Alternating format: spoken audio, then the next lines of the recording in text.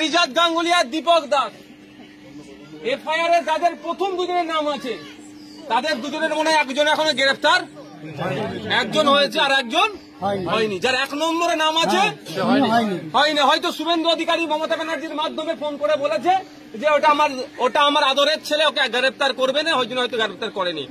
কিন্তু আমি আপনাদের বলে যাচ্ছি, আমি এক সপ্তাহ টাইম দিচ্ছি, যদি ওই কালপিটটাকে না গ্রেফতার করে তাহলে এর জবাব আমরা গণতান্ত্রিক প্রক্রিয়াতে দেব।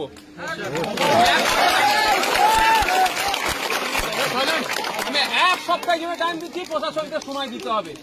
প্রশাসন আমাদের চাইবো আমরা, তারা ন্যায় করবে। ছাতা লাগবে না।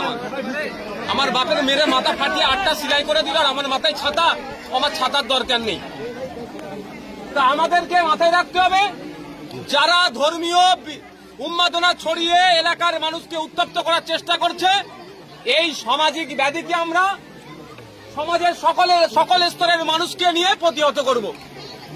এদের বাংলাকে ঠাঁই দেব না। সম্প্রীতির বাংলা, ঐক্যের বাংলা, এই বাংলাকে যারা সম্প্রীতি বিনষ্ট করার চেষ্টা করবে তাদের বিরুদ্ধে আমরা এক হয়ে লড়াই করব। সে যে জাতেরই মানুষ হোক না কেন, যেই বর্ণেরই মানুষ হোক না কেন, আমাদের এক পাশাপাশি সব অবস্থানকে যারা নষ্ট করতে চাইছে তাদের বিরুদ্ধে আমরা এক হয়ে লড়াই করব।